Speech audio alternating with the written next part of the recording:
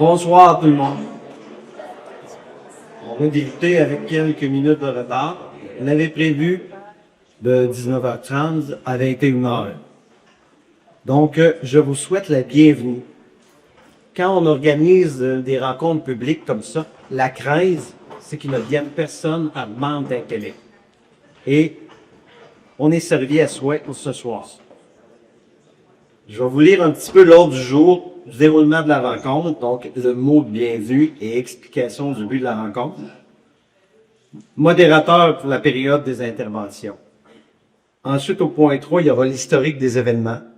En A, on aura l'achat de la maison et du terrain. Donc, je pense que c'est en 2021. Il y a eu un premier appel d'offres à ce moment-là. Il y a quelqu'un qui avait déposé un projet. Après ça, il y a un deuxième appel d'offres. Après ça, dans l'historique, on va présenter les deux projets. Et ensuite, on y va avec les dates importantes qui ont subi 7 avril, 9 avril, le 16 avril, 28 avril, 5 mai et aujourd'hui. On va vous expliquer tout à l'heure le déroulement des interventions et l'ordre des interventions.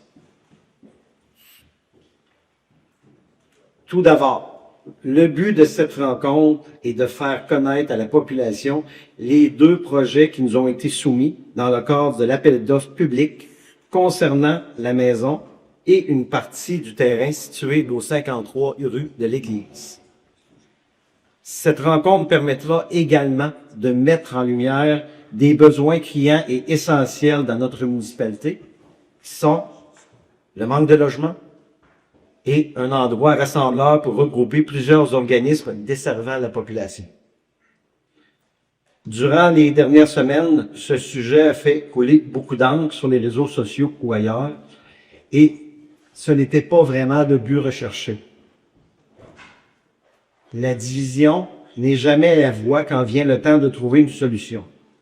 On nous a présenté deux projets super intéressants.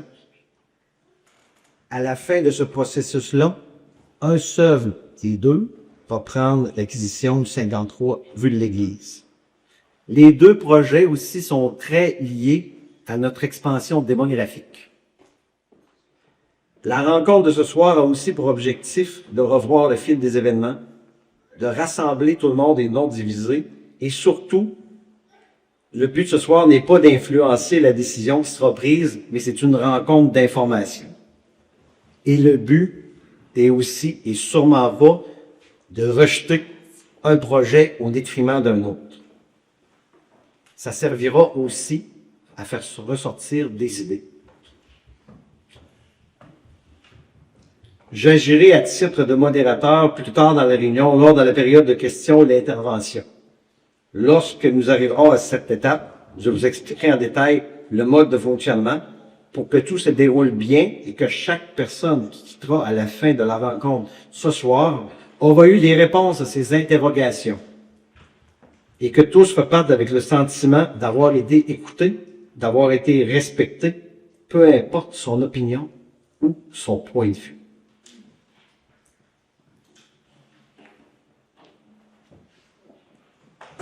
Historique des événements, l'achat de la maison et du terrain.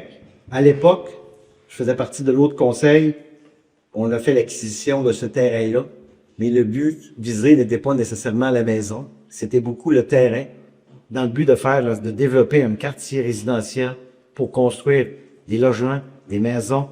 À cette époque-là, on disait, est-ce que ça pourrait être des maisons, des mini-maisons? On n'était pas arrêté, on avait acheté le terrain. On avait même envisagé la possibilité de peut-être le démolir, le 53 de l'Église, pour faire une place de bus. Il y a eu un premier appel d'offres, donc quelqu'un qui s'est porté volontaire pour un projet. Bon, pour différentes raisons qu'on n'énumérera pas ce soir, ça n'a pas abouti, c'est pas faute d'intérêt, c'est qu'il y a eu peut-être des problèmes. Mais on a relancé un deuxième appel d'offres en janvier, et sur ça, je vais vous présenter les deux projets. De présenter le premier. Donc, la date limite de dépôt de projet était le 15 mars. À cette date, on avait reçu deux projets. Donc, je vais vous lire ce qui est écrit. C'est avec plaisir que nous vous transmettons notre offre ou le projet si haut mentionné. C'est de l'entreprise Nouvelle Habitation. Le projet consiste à effectuer, rénover et réparer un bâtiment, construire 2 logements de 3,5 ou 4,5, investir plus ou moins 200 000 $ en rénovation, projeter en phase 2 un bâtiment supplémentaire annexé à 2 lofts si implantation et règlement municipal possible, prévision de location entre 1 150 $ et 1 250 chauffés par mois, majoré à 3 % par année sur 5 ans. Donc, l'offre d'achat était de 20 000 $. Voici la photo, donc, une image qui est projetée à quoi pourrait ressembler le projet Nivelle. Le promoteur avait aussi présenté un échéancier qu'on va vous présenter.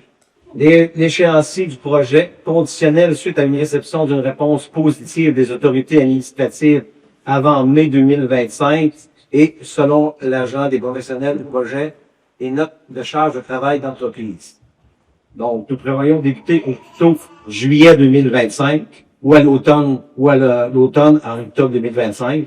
Fin des travaux prévus au plus tôt octobre 2025 ou fin hiver 25-26. Date prévue pour la location des 2 logements au plus tôt novembre-décembre 2025 ou printemps 2026.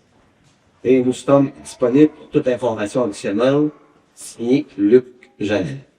Donc, voilà le premier projet. On remercie M. Janel qui a accepté de nous envoyer cette documentation et de la présenter publiquement, de pouvoir pas être là. Pour le deuxième projet, donc c'est un regroupement de 4 organismes, 7 organismes, il y en a 4 porteurs, puis 3 accompagnateurs, puis 7, donc qui ont déposé un projet. Donc, je vais vous présenter votre projet. Est-ce que j'ai besoin d'un micro? Ok, c'est ok. Donc, bonjour tout le monde. Je me présente, je m'appelle Julie Christine Forous, je suis la directrice d'un organisme qui s'appelle Enfantaisie. Et on est, dans le fond, 5 des 7 organismes qui ont travaillé et déposé ce projet à la municipalité. On a Animation Jeunesse Haute-Gaspésie, le CAF. Vous voyez pas, je vous laisse là. Est-ce que vous voulez que je dise vos noms? Donc, Chloé Martsou pour Animation Jeunesse Haute-Gaspésie. On a David Genera pour la Maison L'Essentiel. On a Dominique Gagné pour le Carrefour Jeunesse Emploi. Véronique Ouellette pour la Maison des Familles Haute-Gaspésie. Et il nous manque l'organisme Partageance et le Centre de pédiatrie sociale qui n'ont pas pu se déplacer ce soir.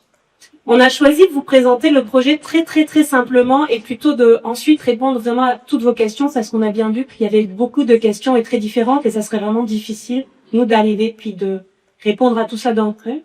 Donc, on va vous dire de quoi c'est parti. En fond, on est des organismes qui ont décidé de se rassembler ensemble autour d'une table pour voir comment on pourrait mieux travailler ensemble pour mieux répondre aux besoins des jeunes dans le secteur Est du territoire et des familles.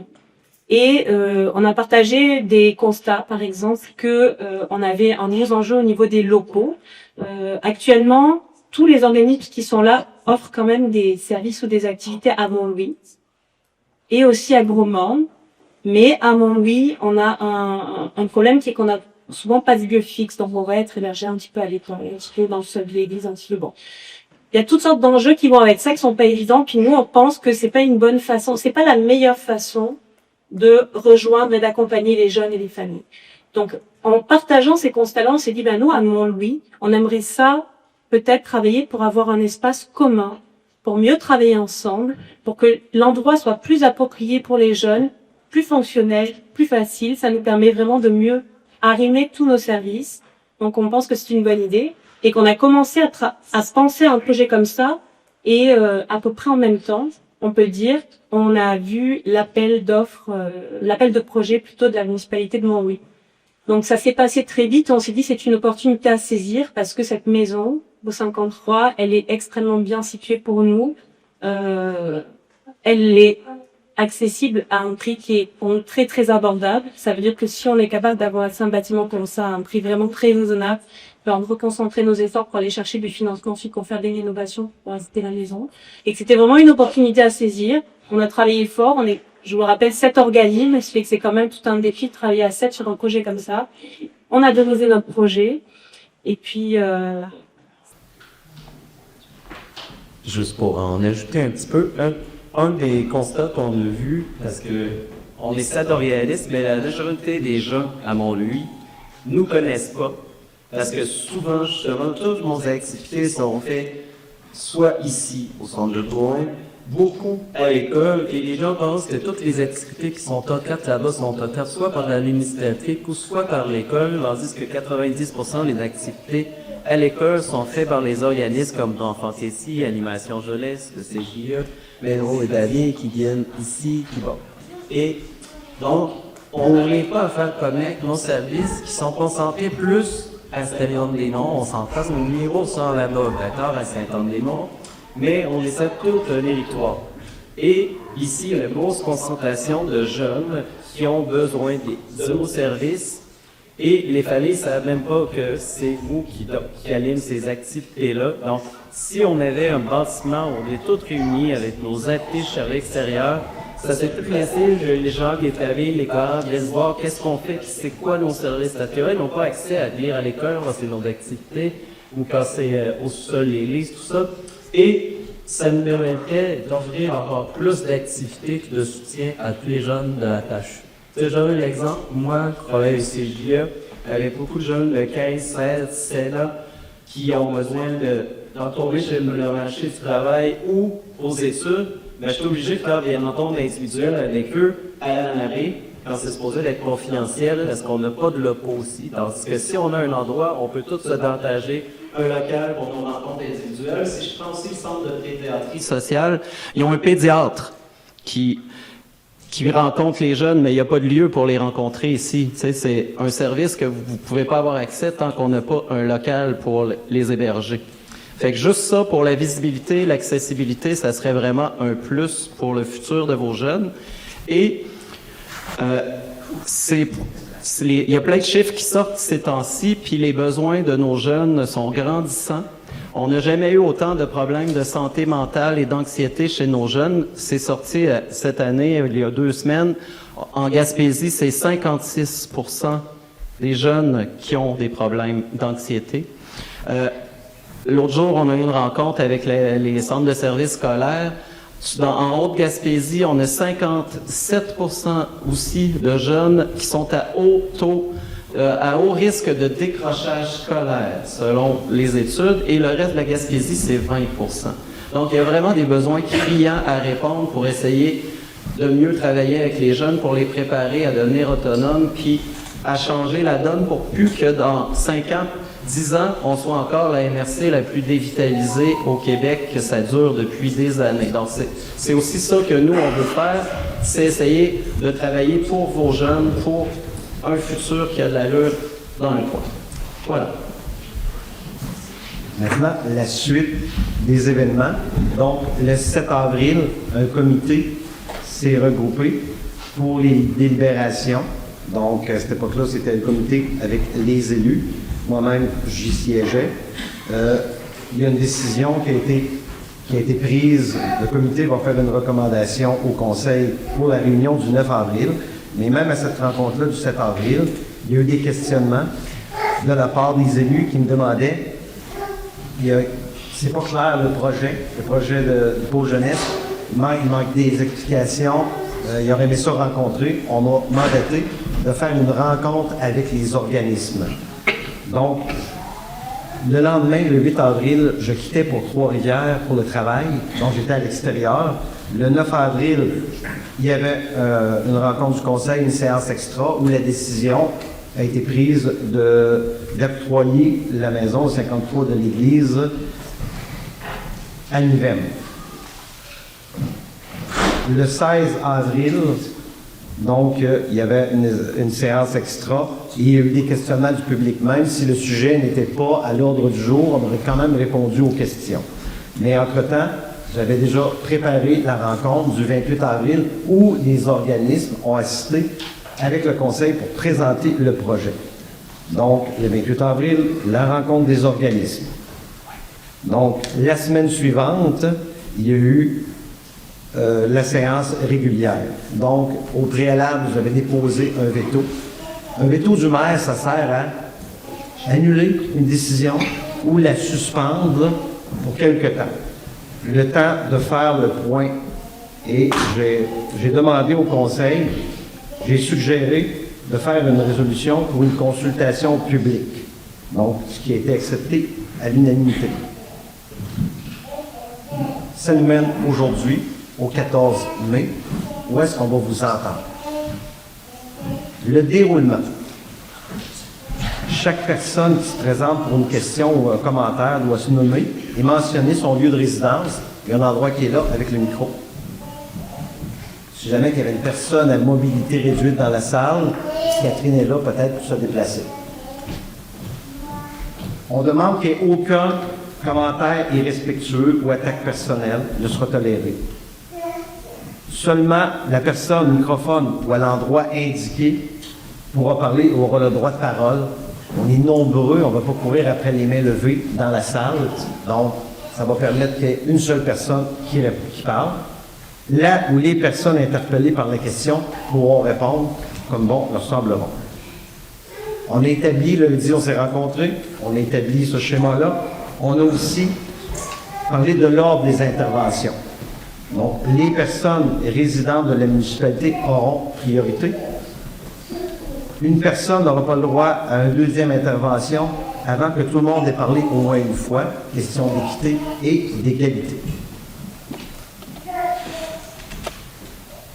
On prévoyait finir à 9 h.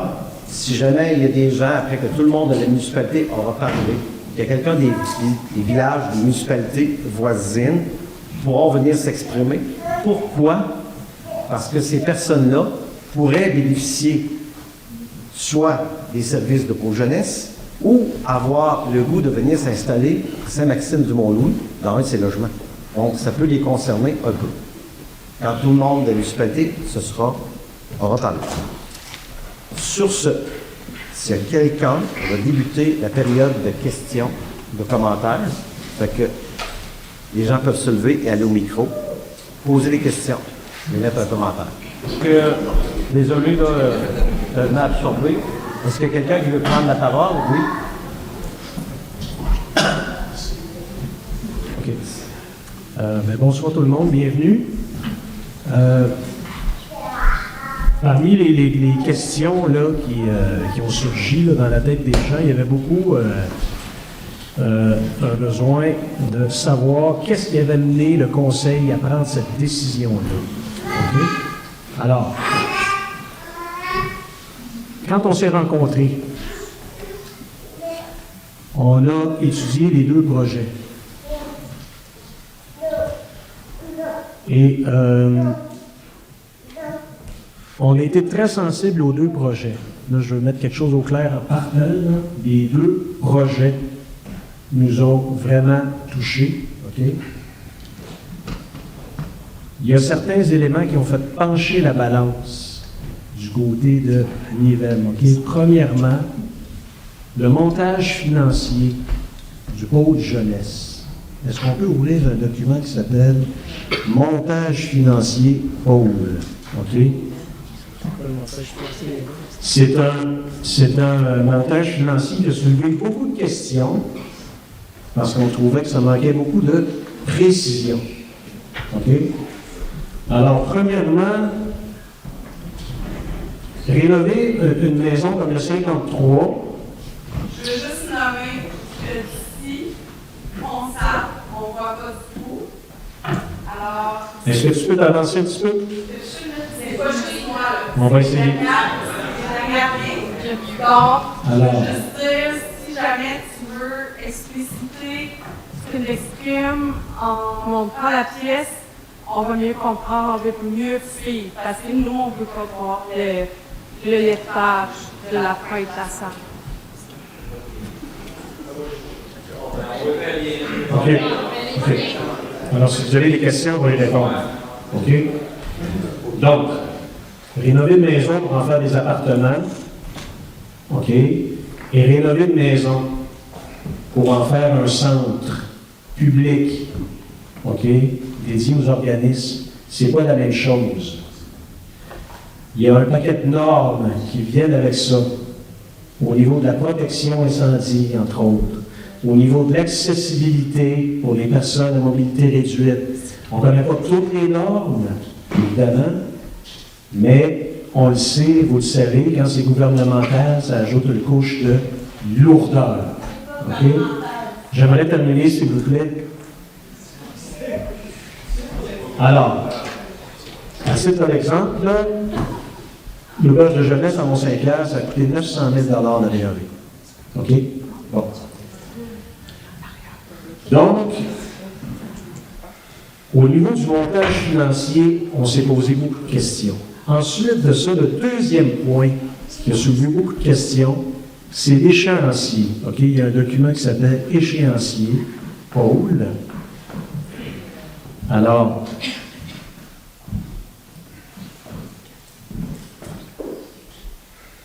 je parlais du montage financier. On trouvait que le détail des travaux à faire n'était pas clair, n'était pas précis. Et il faut que ce soit précis. Il faut qu'on sache combien ça va coûter. Il faut savoir combien ça va coûter. Il faut qu'on sache qui va les faire. OK? Alors, au moment du dépôt et au moment où on a pris la décision, le calendrier était le suivant. Donc, ce qu'on proposait, c'était d'avoir tout l'argent nécessaire à la fin du mois d'août. OK? De commencer les travaux en septembre, de les finir en janvier et de rendre le pôle jeunesse opérationnel au mois de janvier. OK? Alors qu'au moment où on a reçu le dossier, on ne savait pas exactement combien c'était pour coûter.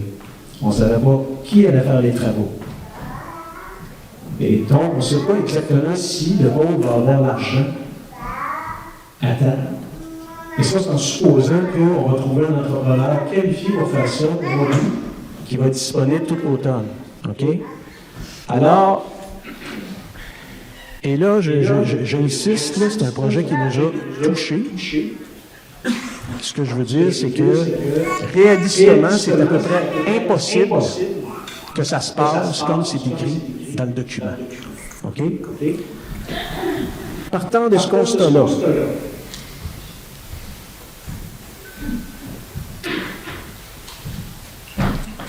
on s'est dit, OK, le pôle jeunesse est déjà en opération. On va favoriser le projet de rénovation de logements résidentiels. Mais, premièrement, on va mettre des conditions à l'entrepreneur. OK? Puis deuxièmement, j'y arrive. Puis deuxièmement, il faut absolument qu'on rencontre rapidement les organismes. OK? Parce qu'on veut savoir ce qui ne fonctionne pas avec nous. Et on veut explorer avec eux autres ce qui est possible de faire pour les aider à livrer les services qu'ils veulent livrer en optimisant, en travaillant, en adaptant ce qui est déjà existant. OK? Alors, par exemple, là, il y a un document qui s'appelle « Réflexion et suggestion ». Il y a des idées qui sont sorties. C'est un document Word. On va l'ouvrir. Ici, ouais, ici. Alors, ben oui, c'est dans le déroulement. 10 minutes. Peux-tu compter 10 minutes? Non. Alors, Peux-tu compter 10 minutes? OK. On va pour ce qui est, Daniel. Non, mais tout le monde va avoir son droit de parole. alors, pour ce qui est du projet de M. Janel Nivem, OK? Ce qui est sorti, évidemment, il n'y a rien de concret encore, il n'y a rien de signé. Bon, on s'est dit, ça va nous prendre absolument une entente avec lui,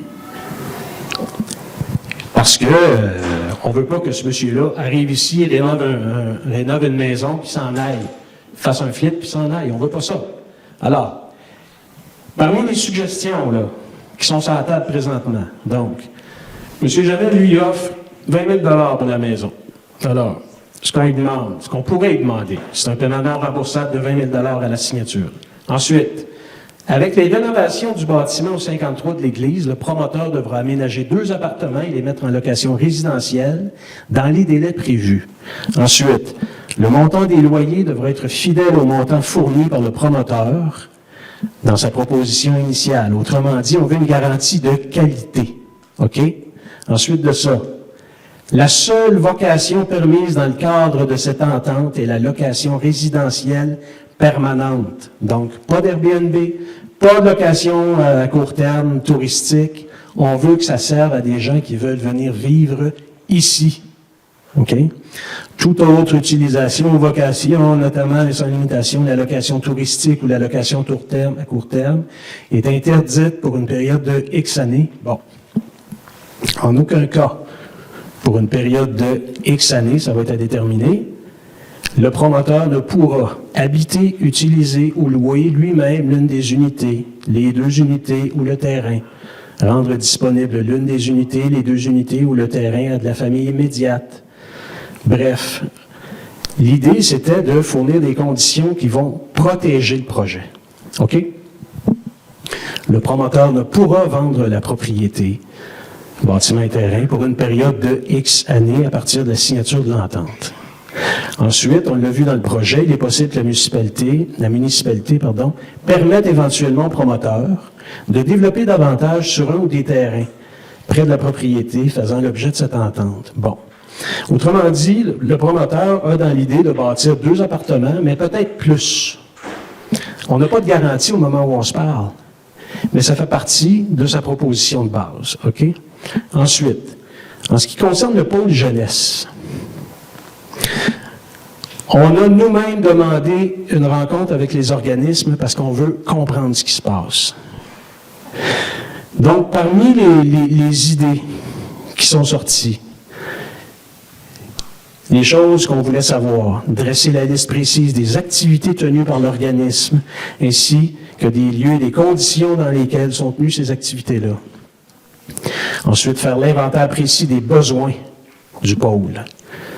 Ensuite, évaluer la possibilité d'utiliser la cavale comme maison des jeunes. Peut-être pas exclusivement, évidemment, on parle d'options, on parle de possibilités. Ensuite, évaluer la possibilité de fournir à l'organisme le bureau situé à l'avant du centre Jules Drouin afin de permettre à l'organisme de tenir des consultations souhaitées et d'y établir une adresse permanente. Évaluer la possibilité d'aménager l'horaire du centre Jules Drouin afin de permettre à l'organisme de tenir, entre autres, ses activités de cuisine. Aménager la cuisine afin de la rendre conforme aux besoins du pôle jeunesse. Ensuite, entamer un dialogue avec la fabrique afin d'évaluer la possibilité d'effectuer des rénovations mineures au sous-sol de l'église, travaux qui permettraient à l'organisme d'y entreposer du matériel, de continuer à détenir de l'activité, dans fantaisie, entre autres, non, ou plus ou moins, et d'y établir le point de chute des dents en vêtements. Ce sont des suggestions. OK? Donc, tout est modulable. Ce que j'essaie de vous dire là, c'est qu'on veut aider le pôle jeunesse. OK? Il y a plusieurs autres idées qui sont énumérées ici. Entamer un dialogue avec la fabrique, c'est fait. Entamer un dialogue avec la direction de l'école Saint-Maxime afin de permettre au garage à musique de tenir des activités du soir dans le local de musique à l'école et ou l'utilisation par l'organisme de certaines ressources et locaux qui permettraient la tenue de certaines activités prévues par l'organisme. Bon. Dans le cas où aucun espace ne serait disponible, évaluer la possibilité d'agrandir la cavale. Bref, on a sorti beaucoup d'idées, on a sorti beaucoup de suggestions. OK? Parce que nous autres, ici, au conseil municipal, il faut comprendre qu'on fait face à plusieurs enjeux. Là, Claude l'a dit au début de la rencontre. Là. Il y a l'enjeu communautaire, mais il y a aussi l'enjeu du logement. Alors, si on trouve une solution qui va permettre au pôle jeunesse d'atteindre ce qu'il veut atteindre en optimisant les infrastructures existantes, bien, nous autres, non seulement on va aider le pôle jeunesse, mais on va construire au minimum 2 logements de plus. Et c'est ça la position du conseil. OK? Je sais que le temps passe. Si on avait eu un peu plus de temps, je vous aurais montré un plan du centre Jules Drouin, parce que quand on voit les choses, ça peut faire sortir des idées. Mais bref, c'est très important de comprendre que le projet du pôle jeunesse, on est sensible à ça. Maintenant, nous, ce qu'on propose, c'est de regarder ce qui est possible de faire en améliorant ce qui existe. Oui. Alors, c'est ça la position du conseil municipal. Je ne sais pas si j'ai oublié quelque chose, les gars. C'est bon? OK. Oui, mais il y a plusieurs idées qui sont sur la table, tu sais. Des travaux au centre, des travaux à la cavale, tu sais, aménager du rangement pas loin. Bon, ici, il y a une scène ici. Je veux dire, quand tu fais de la musique, il n'y a pas grand-chose de plus idéal que de faire de la musique sur une scène. OK? Je pense que je sais de quoi je parle. Bon. Bref.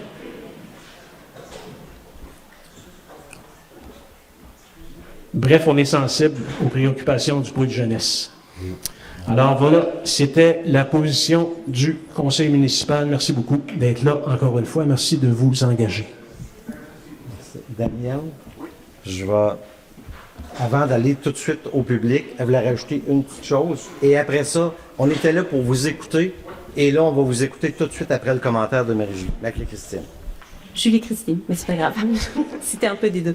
Non, c'est simplement juste pour préciser qu'on n'est pas du tout gouvernemental et que le pôle jeunesse, ce n'est pas un organisme. Nous, on est un regroupement d'organismes qui essaient de s'organiser. C'était juste pour le préciser, mais on remercie le conseil d'être sensible à notre cause, comme vous l'aviez répété beaucoup.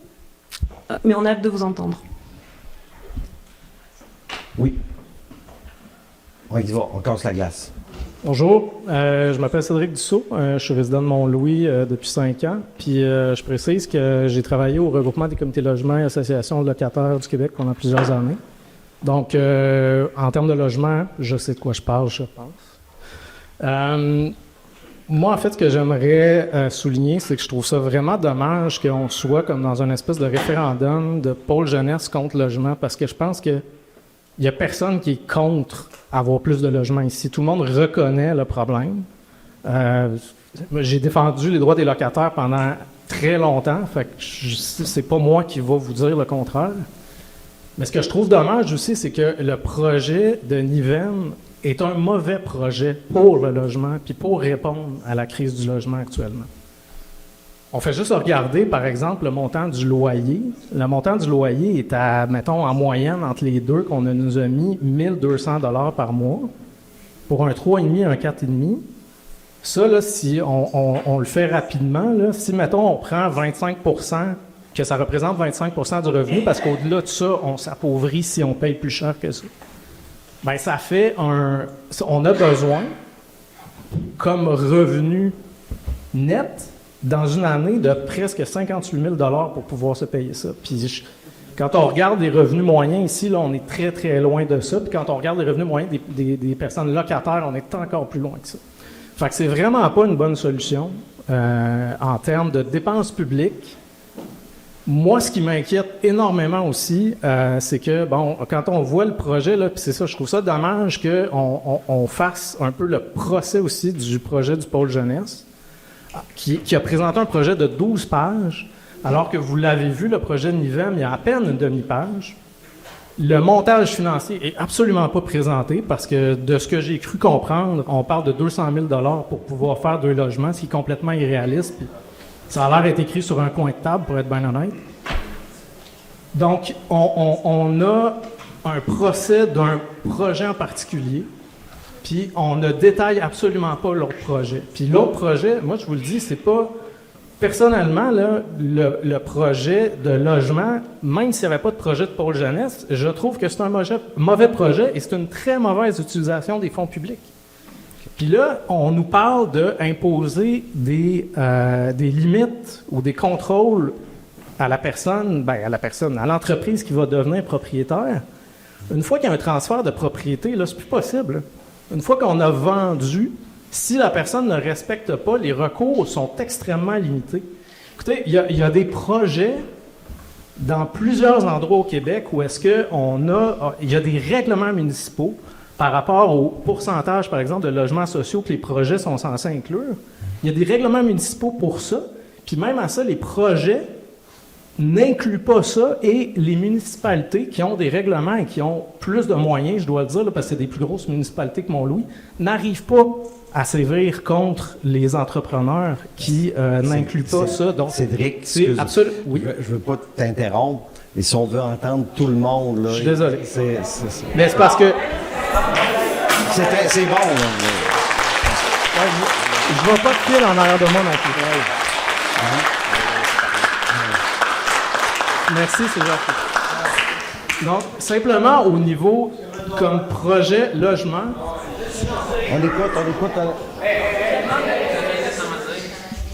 Ben, je pense qu'il y a eu une bonne tribune, en fait, de membres du conseil municipal pour, en fait, dénigrer le projet du pôle jeunesse. Fait que moi, je dénigre même pas le projet, je fais juste dire que, en fait, le projet, il manque énormément de précision. C'est pas vrai qu'on va pouvoir imposer des limites à la personne qui va acquérir le bâtiment. Puis, je précise aussi, c'est une entreprise de Québec. C'est une entreprise en coffrage. Je vois mal comment cette entreprise-là peut devenir gestionnaire de... Je voulais pas qu'on dénigre personne, ni je dénigre pas non plus. Je ne dénigre pas non plus. J'apporte des précisions. Je suis d'accord avec ton commentaire. J'apporte des précisions sur... Parce que il y a des... Cédric, il y a quelqu'un qui veut parler, je vais laisser ça dure 15 minutes par personne, on va finir à minuit. C'est correct. Non, mais... S'il vous plaît, on demanderait du respect dans la salle, là. C'est parfait, je cède la parole à quelqu'un d'autre, je vais laisser la parole.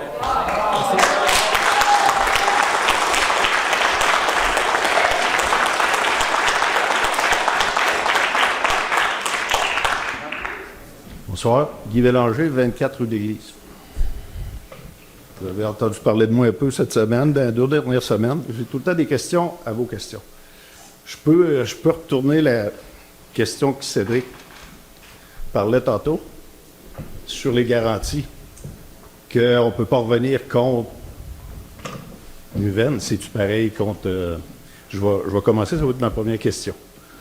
Si on peut avoir de la misère contre le projet de logement, à revenir contre, est-ce qu'on peut revenir, est-ce qu'on va le même trouble contre les organismes? Ça s'équivaut-tu? Là, j'essaie de ne pas mettre de point d'interrogation, parce que ça a l'air qu'on peut... Non, mais là, il y a quelqu'un qui parle. J'aimerais ça, j'aimerais que... J'aimerais que tu... Non, on l'a pas dit. Je vais essayer de faire accélérer, mais là... Let's go. On y va. Oui. Poursuis. J'ai perdu le fil. Dans le fond, tu expliquais, Guy, que s'il y avait des recours, ça mettons un des deux projets ne fonctionne pas, c'était quoi le recours de la municipalité? C'est pour dire, ouais, c'est un ou l'autre, c'est pareil, là. Est-ce que, je vais poser ma question, vous dites que c'est pas gouvernemental, mais c'est chapeauté par qui? Les argents viennent de où? Puis, c'est quoi les garanties? J'ai entendu parler qu'il y avait... en tout cas, les éoliennes qui donnaient un montant.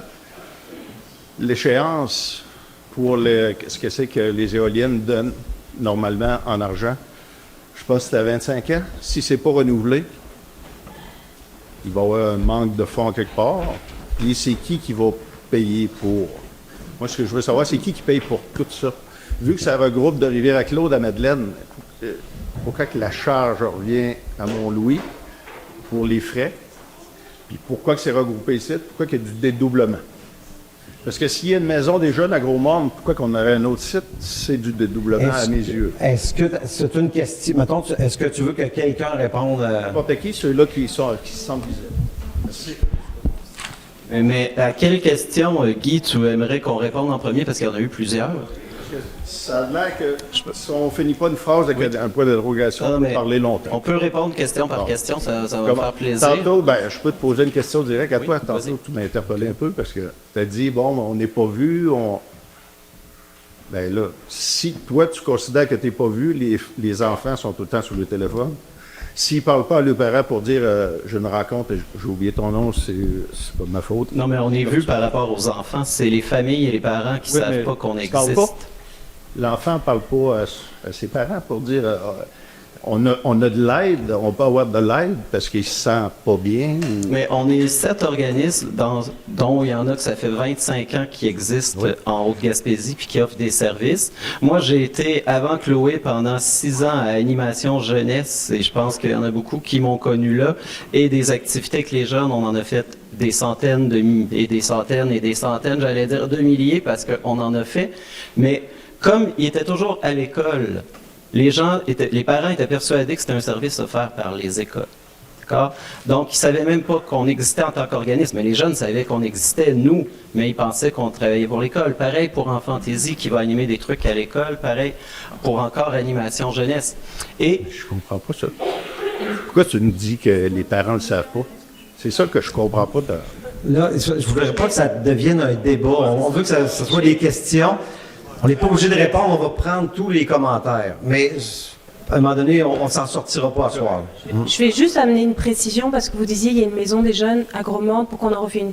En fait, à Grosmorne, c'est pas vraiment une maison des jeunes. La maison L'Essentiel, c'est un organisme qui notamment accueille beaucoup de services offerts par d'autres organismes. David, je suis perturbée.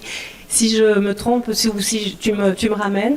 Donc, par exemple, à la maison L'Essentiel, c'est ce que je disais tout à l'heure, à peu près tous les organismes qui sont ici se déplacent là-bas pour aller donner des activités. En même temps de faire ça à la maison L'Essentiel, on offre aussi des activités ici. Pourquoi? Parce que beaucoup, en ce qui concerne les enfants, nous, par exemple, en Fantaisie, on sait que si on veut les rejoindre, il faut qu'on aille là où ils sont, donc près des écoles. En Fantaisie, c'est un organisme qui a un point de service dans chaque village où il y a une école primaire.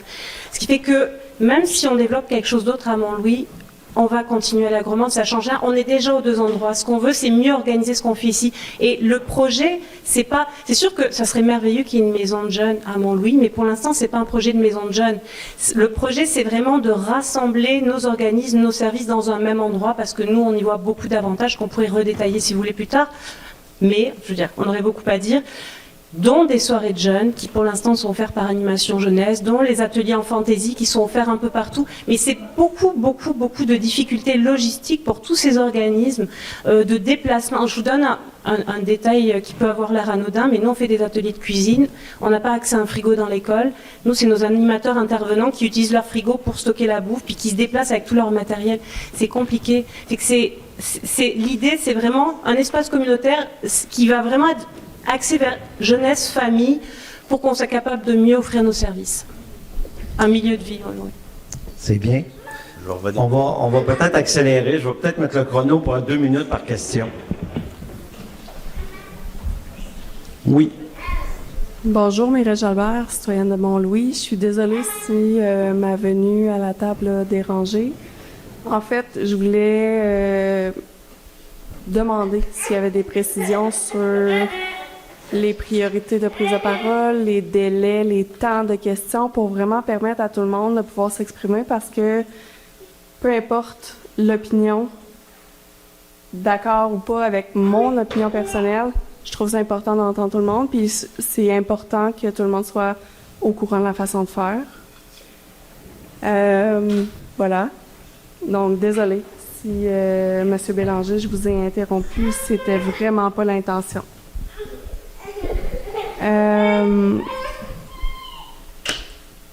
Dans l'ensemble de ce que j'ai documenté, questionné, compris, notamment à travers les séances du Conseil, j'ai une question très délicate à poser.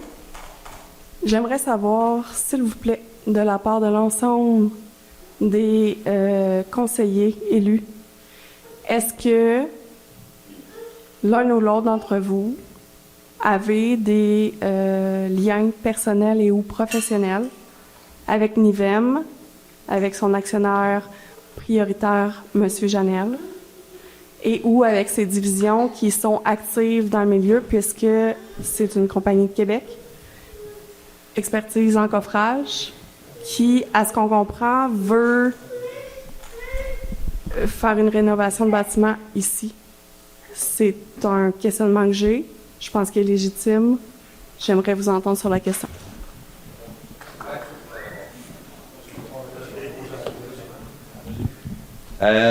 J'ai aucun lien avec Nivem. Je le connais comme je connais n'importe qui ici, là. C'est exactement la même affaire. Je le connais pas plus que ça. J'ai aucun lien avec. Pour le moment, présentement, j'ai aucun lien professionnel avec. Puis, pour faire la précision, admettons que vous avez le projet ou que lui ait le projet. Automatiquement, ça appartient plus à Saint-Maxime de Mont-Louis. Donc, je suis pas en conflit d'intérêts. Et, automatiquement, s'il veut engager un contracteur, vous n'avez pas le choix. Que ce soit le pôle jeunesse qui a besoin de faire les travaux, que ce soit Nivem qui a besoin de faire les travaux, s'il a besoin de faire du plâtre ou de la peinture, il y a à peu près juste moi, sinon on va le chercher à Rimouski. Est-ce que c'est logique aussi d'aller chercher un entrepreneur à Rimouski, payer une pension, payer pour faire l'ouvrage? Bon. Fait que ce soit n'importe quel des deux projets, je pense que oui, j'aurai le droit de soumissionner dessus. Mais j'ai pas l'ouvrage encore là.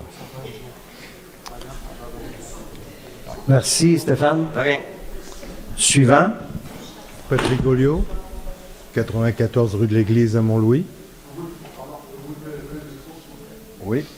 Ouais, j'aime mieux que me baisser, ouais. 94 rue de l'Église à Mont-Louis. Ça fait 3 ans que j'habite à Mont-Louis maintenant, bientôt 3. J'étais à Sainte-Anne, j'étais à Mont-Saint-Pierre avant. J'ai beaucoup travaillé à la MRC, au CLD, puis à la SADC aussi. J'ai beaucoup évalué des dossiers comme le vôtre. Moi, ce qui m'intéresse, et je vous ai entendu tantôt parler de ce que ça viendrait régler comme problème, les deux projets. Je m'aperçois tout de suite, la cible n'est pas la même. On s'adresse soit dans un projet à des gens qui sont capables de payer 1200 pièces par mois de loyer, des gens qui sont peut-être pas encore ici, et on parle, puis ça on en parle depuis longtemps, d'une jeunesse qui a besoin d'être encadrée. Quand on parle d'analphabétisation, moi depuis que je suis arrivé en Haute-Gaspésie, qui s'appelait Denis Riverain à l'époque, on parlait déjà avec Mme Pelletier, qui était maire qui travaillait au cégep à Sainte-Anne-des-Monts, on parlait déjà de plus de 50% d'analphabétisation fonctionnelle. C'est-à-dire que les gens, je ne parle pas juste des enfants, là.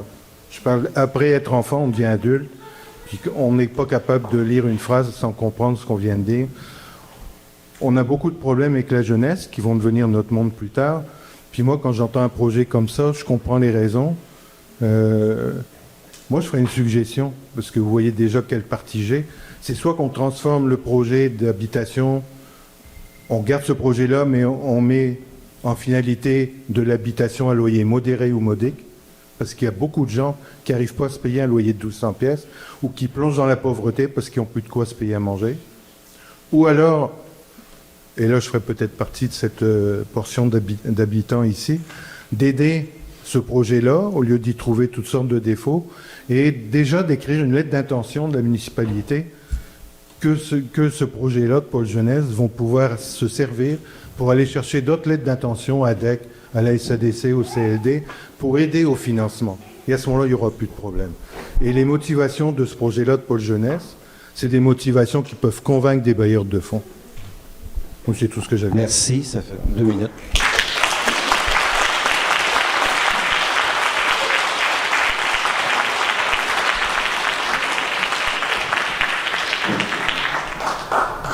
Bonjour, je m'appelle François Guay, j'habite à Mont-Louis depuis 2016, je suis électricien dans la vie. Moi, ma position personnelle, c'est d'appuyer le projet de Pôle Jeunesse. Je connaissais pas Nivem, j'ai pas vu je les connais pas comme entrepreneur. Fait que moi, j'ai cherché l'entreprise. La première chose que tu fais quand tu connais pas un entrepreneur, c'est que tu checkes le registraire des entreprises, si l'entreprise est bel et bien enregistrée, puis ensuite le numéro de RBQ. Le site web de Nivem ne nous donne pas un numéro de RBQ valide. Donc, ma question, elle est très simple. C'est pour les conseillers, pour répondre en groupe. Est-ce que vous avez fait les recherches minimales sur l'entrepreneur? Parce que vous dites que c'est un entrepreneur qu'on ne connaît pas. Il n'est pas de la région. Soit il y a une coquille dans son site web, puis un numéro de RBQ pour un entrepreneur, c'est pas quelque chose que tu mets à la légère. C'est ce qui permet à tes clients, puis à tes futurs clients, de vérifier s'il y a eu des plaintes, s'il y a eu des manquements, s'il y a eu des manquements professionnels. On sait déjà que c'est un entrepreneur qui est actif dans le domaine du béton puis de la démolition, ce qui n'est pas de la rénovation résidentielle. Sur son site web, il n'y a aucune réalisation de type résidentiel, il n'y a aucune photo d'ouvrage complété. Sur le registraire des entreprises, on a à peu près 20 noms d'entreprises. L'entreprise est enregistrée 3 fois. Il y a plusieurs noms qui sont plus en action. Il y en a qui ont été radiés, il y en a des nouveaux. Donc, moi, quand je regarde ça, je me dis que c'est pas sérieux. Donc, question pour les conseillers. Avez-vous fait vos recherches? Parce que vous avez semblé avoir été très pointilleux sur l'étude du... donc, question pour les conseillers. Avez-vous fait vos recherches? Parce que vous avez semblé avoir été très pointilleux sur l'étude du... je sens le support aux organismes, mais présentement, en choisissant cet entrepreneur-là qu'on ne connaît pas, puis on ne connaît pas son historique parce qu'on n'y a pas accès, parce que son site web, au minimum, n'est pas en ordre, bien là, pendant ce temps-là, on start un projet qui vient de gens qui habitent ici puis qui sont impliqués dans la communauté. Monsieur, merci.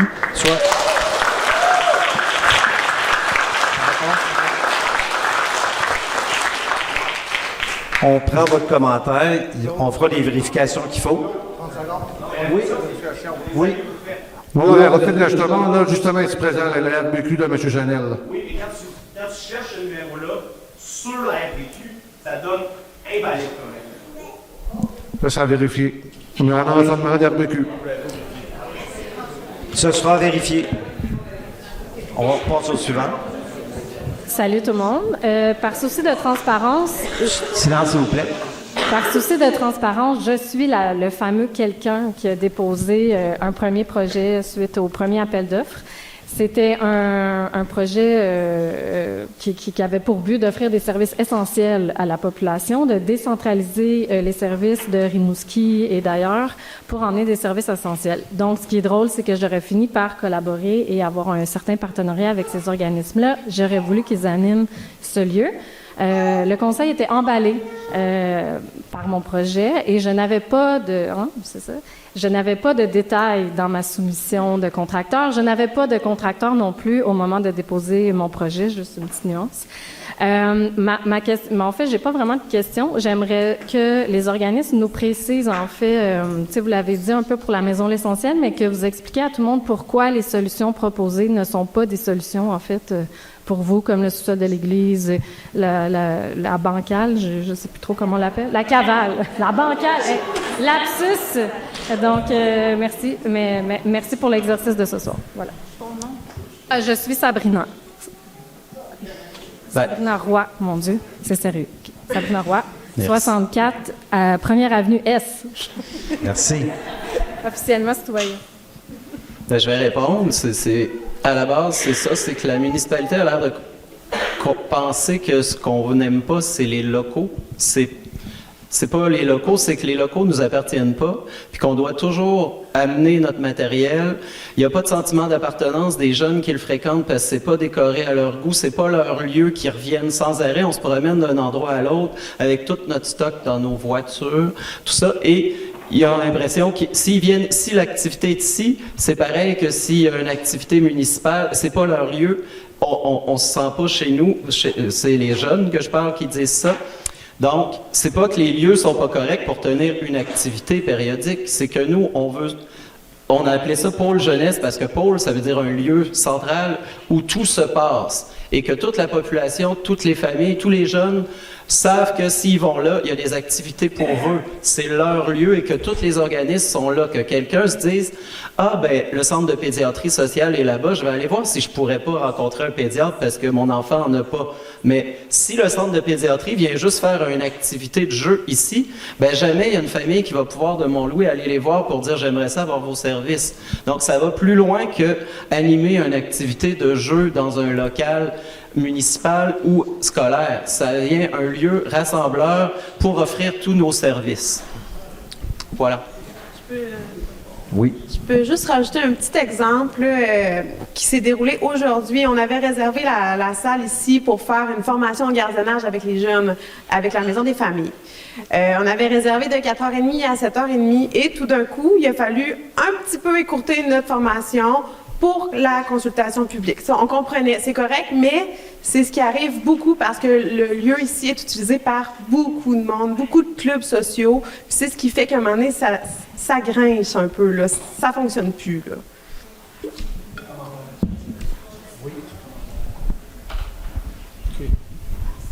là. Un simple commentaire. Il n'est pas question de référendum, il n'est pas question de tasser un projet, il n'est pas question d'en mettre de côté, il n'est pas question d'en faire le procès, il n'est pas question de le dénigrer. OK, je répète que le pôle jeunesse, on trouve ça important. Maintenant, là, ce qu'on dit, c'est que, y a-t-il quelque chose à faire avec ce qui existe? Y a-t-il moyen qu'on aménage du rangement ici? Y a-t-il moyen que le pôle jeunesse puisse se servir du bureau qui est là? Y a-t-il moyen d'aménager la cuisine pour que ça satisfasse le pôle jeunesse? Y a-t-il moyen d'aménager les horaires du centre Jules Drouin pour que la communauté puisse s'entendre et utiliser notre centre communautaire qui est là pour nous autres? Voilà, c'est ça. C'était une simple précision. J'aimerais ça, s'il vous plaît, qu'on garde en tête que le conseil municipal veut donner un coup de main au pôle jeunesse. Merci.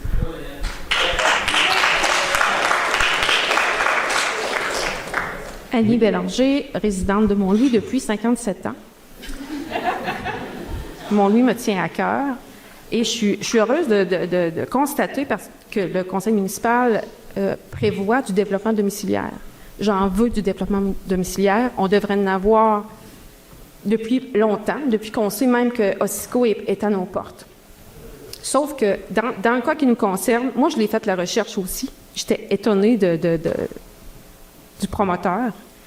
J'ai à peu près fait les mêmes recherches que le précédent. J'espère que s'il y a des gens qui sont en conflit d'intérêts, ne se sont pas prononcés lors des discussions. Je suis en faveur du regroupement des organismes parce que non, on ne prendra pas toutes les petits garde-robes pour encore éparpiller nos organismes. Si c'est correct d'apprendre à faire de la musique sur une scène, je comprends, Daniel, que tu as de l'expérience là-dedans. Moi, j'ai 34 ans d'expérience en santé communautaire. Et les jeunes, c'est notre richesse. Et ils ont besoin de services. Je le suis depuis 34 ans, qu'on est la MRC la plus pauvre du Québec. La misère, là, je l'ai vue partout. Je l'ai vue à Gros-Monde, je l'ai vue à Lens-Fleureux, je l'ai vue à Mont-Louis. Je la vois tous les jours. Fait que ça, on en a besoin. Moi, j'aimerais plutôt que le conseil municipal, à la prochaine réunion municipale, dise hey, on en a fait des efforts pour favoriser la construction de logements neufs puis abordables, parce que 1 200 $ par mois, non chauffés, non éclairés, c'est pas réaliste.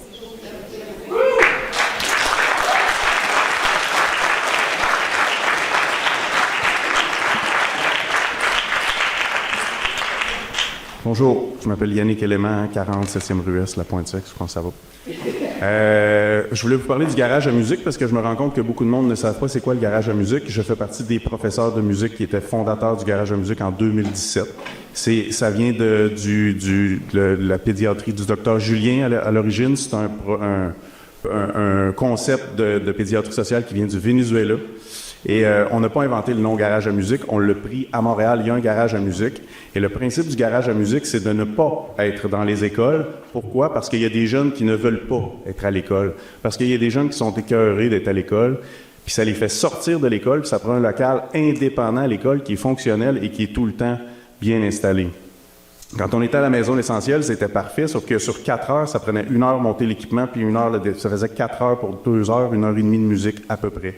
J'ai été professeur de 2017 jusqu'à 2022, juste avant la pandémie, 2020. Le principe du garage à musique, principalement, c'est de créer des liens avec les jeunes. La musique est un prétexte, on s'en fout, il n'y a pas de spectacle. Ils sont pas obligés de monter sur une scène, justement. Le principe, c'est de créer des liens forts avec des personnes qui ne sont pas ni leurs parents ni leurs professeurs, c'est-à-dire que ça va être des professeurs de musique. Et pour chaque professeur de musique, il est supposé y avoir un travailleur social ou quelqu'un qui est habilité sociale pour écouter les jeunes. Puis de 2017 à le temps que j'étais professeur, on était à Gros-Morne. La clientèle, c'était primaire, donc en bas de 14 ans. On a eu un cas d'overdose. On a eu beaucoup de jeunes qui nous parlaient de suicide. On est en train de jouer de la guitare, puis ils ont le goût de nous parler, tu sais. Puis je réalise, avec tous les commentaires qu'il y a eu sur Internet, qu'on ne réalise pas la MRC dans laquelle on vit présentement, parce qu'on est tous bien chez nous, on est tous sur Netflix, on pense que tout va bien. Moi, dans ma salle de spectacle, le monde qui vient de voir un spectacle, c'est la crème de le petit gars qui se fait crisser une volée, là, il vient pas voir un spectacle le soir, là. Par exemple, moi, j'y donne des cours de guitare, puis il me le dit des fois, tu sais. Puis le problème qu'on avait à la Maison L'Essentiel, là, c'est qu'il y a des jeunes qui ne pouvaient pas venir parce que le soir, leurs parents, ils étaient trop sous pour venir les chercher. Puis c'est les parents, c'est les professeurs qui allaient les porter à la maison. Vous je continue? Voilà. Fait que ces personnes-là, ils travaillent fort pour les futures générations, tu sais. Fait que je trouve ça quand même vraiment important de penser à ça. C'est super important, le logement, là. Je dis pas que c'est pas important. C'est juste que je trouve qu'on ne réalise pas. On est tous dans notre bulle. On est tous dans notre bulle, puis on réalise pas qu'il y a... La MRC de la Haute-Gaspésie, là, c'est la plus défavorisée du Québec. Tout de suite en bas de nous autres, c'est les réserves autochtones. Vous dites tout de suite, là? C'est ça. Fait que quand on travaille avec des jeunes, comme un garage à musique, c'est là qu'on le voit. C'est pour ça qu'Annie, c'est la même chose. Les infirmiers, les travailleurs sociaux, ils le voient très bien. Fait que le bâtiment qu'il y a là, présentement, on n'essaie pas de dénigrer un projet ou un autre, comme ce qui a été dit par le... Sauf qu'il y a un bâtiment qui est en jeu. OK? Puis présentement, on le donne soit au pôle jeunesse, soit à un entrepreneur privé. On le donne. Soit qu'on le donne à eux, soit qu'on le donne à un privé qui va en faire des logements. Le conseil municipal, ma question est, ça vous a jamais tenté de dire on va le vendre plus cher à celui qui va faire de l'argent avec? Eux, ils font pas d'argent, là. Ils font pas d'argent, là. Ils travaillent avec des jeunes. Ça, le salaire de ces personnes-là, là, c'est pas des notaires, c'est pas des avocats, c'est pas des médecins, là. Ils travaillent, ben, je sais pas, peut-être je me trompe, là, mais c'est des travails dans des organismes communautaires avec des enfants qui ils sont pas obligés de faire ça, là. Ils ont toutes des compétences, ils peuvent aller travailler à des jobs bien plus payantes, là. Fait que ma question, je reviens à ma question, je m'emporte, là. Vous donnez le bâtiment, c'est 20 000, puis ils donnaient 10 000, mais si vous leur proposez 20, ils disent oui, là. OK, on s'entend que c'est pas pour 10 000, là. Je peux répondre à ta question, Yannick? Oui. Pourquoi ne pas vendre le bâtiment au prix du marché à un entrepreneur qui va s'en faire une business avec? Ça fait, tu sais, il est en disponibilité depuis 4 ans à peu près. Il a été offert, puis même là, à 10 000, on a 2 offres en 4 ans, 2-3 offres. Si on met ça à 100 000, 150 000, je pense pas, il n'y a personne qui va acheter ça à ce prix-là. Mais pourquoi le donner à un entrepreneur qui va faire de l'argent? Eux autres, ils font pas d'argent, ils travaillent pour nos jeunes. Vous donnez la bâtisse, vous la donnez.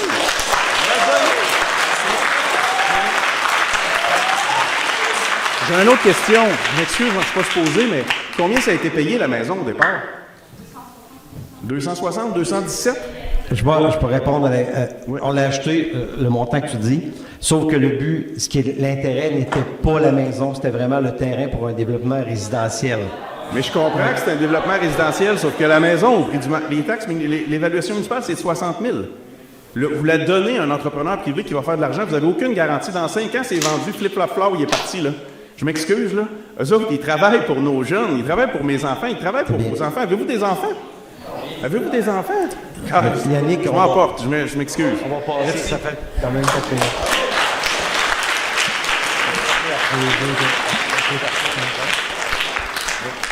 c'est Flore Thibault-Fournier, j'habite au 118... Pardon. Ah, est-ce que vous vouliez dire quelque chose? Oui, OK. Sophie Laure Thibault-Fournier, j'habite au 118 rue de l'Église depuis 7 ans. Je suis aussi orthopédagogue à l'école depuis le même nombre d'années.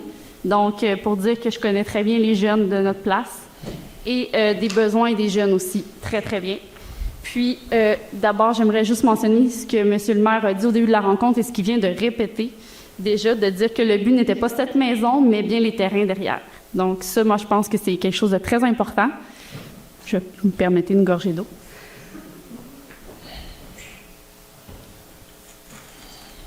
Puis, moi, ce que j'ai à dire, en fait, là, c'est que, est-ce que, en prenant votre décision, vous avez réfléchi justement au fait que les jeunes passent, ils rentrent à l'école à 8h30 le matin, ils ressortent, ils dînent à l'école maintenant parce qu'il n'y a plus de service sur l'heure du dîner.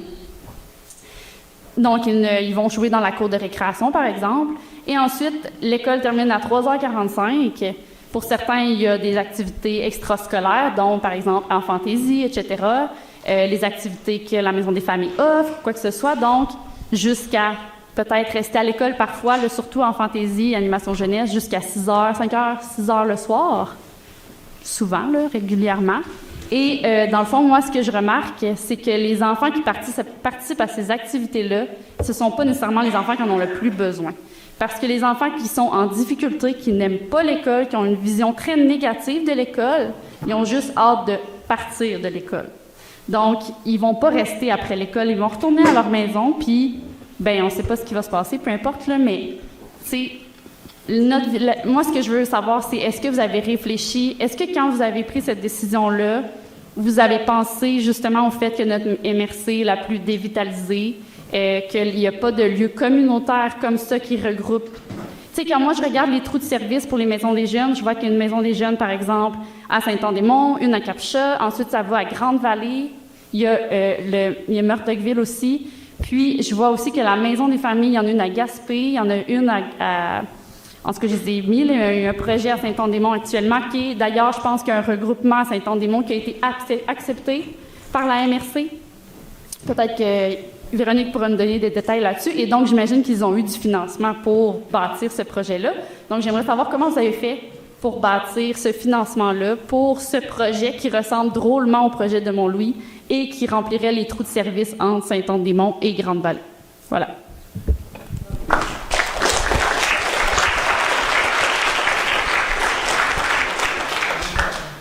On est sur les derniers milles d'un projet à Saint-Anne-des-Monts. On espère que ça se concrétise. On se croise les doigts. Il y a toujours des surprises dans ce type de projet-là, bien sûr. On fait face à diverses situations.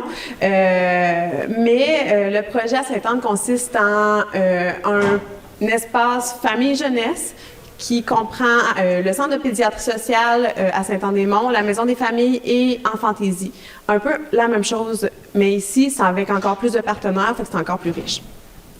À Saint-Anne-des-Monts, on a réussi à aller chercher une subvention de 100 000 $ à la MRC pour un projet qui est assez semblable. Et on est sur le point d'avoir une confirmation, on a une confirmation en fait de l'approbation d'un 250 000 au fond du Grand Mouvement, qui est la Caisse des Jardins, qui eux supportent des projets collectifs. Puis c'est ce qui fait l'avantage d'un projet comme ça pour aller chercher des subventions, c'est vraiment la collectivité puis les organismes. C'est comme ça qu'on est allé chercher les sous. Fait que je vois pas pourquoi. Tu sais, on le sait pas. On n'a pas la maison, on n'a pas fait encore les demandes de subvention parce qu'on peut pas faire des demandes sur un projet qui n'existe pas. Mais dès qu'on a une confirmation, je vois pas pourquoi on n'aurait pas ces subventions-là pour un projet qui est assez semblable. Je vais me permettre de prendre 10 secondes pour préciser quelque chose parce que j'entends beaucoup qu'on dit on supporte le pôle jeunesse, puis on vous remercie, mais le pôle jeunesse, il n'existe pas en fait. Le pôle jeunesse, c'est un projet qui va exister si on arrive à avoir un bâtiment dans lequel on va pouvoir s'installer puis développer une offre de service concertée entre nous. Donc pour l'instant, il n'y en a pas de pôle jeunesse.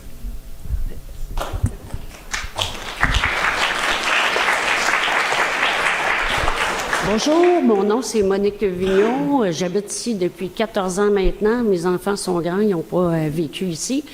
C'est beaucoup venu me chercher le pôle jeunesse.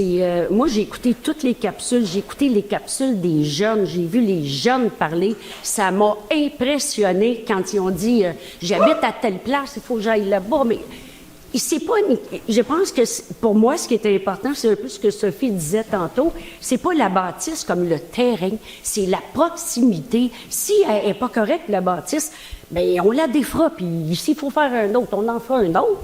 Mais c'est pas le point, c'est facile à dire, ça. Mais ce que je voulais aussi dire, c'est que au moment où le projet a été présenté, et moi, quand je vois les élus qui me présentent le projet, puis qui me disent, bien là, il manquait ci, il manquait ça, ils ont-tu eu du temps? Y avait-tu 200 personnes qui avaient signé en arrière d'eux autres pour dire on veut? C'est ça qu'on veut pour nos jeunes. Je pense pas. Là, vous l'avez, l'appui de la population. C'est ça qu'on veut. On a besoin d'un pôle jeunesse pour les jeunes familles puis ceux qui vont grandir ici.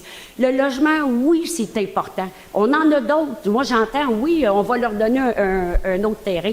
C'est pas ça qu'on veut. C'est la proximité. C'est ce terrain-là que ça prend. C'est pas compliqué. Voilà.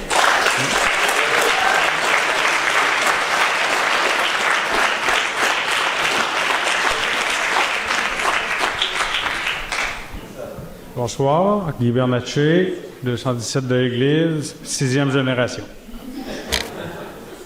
Mais c'est pas important.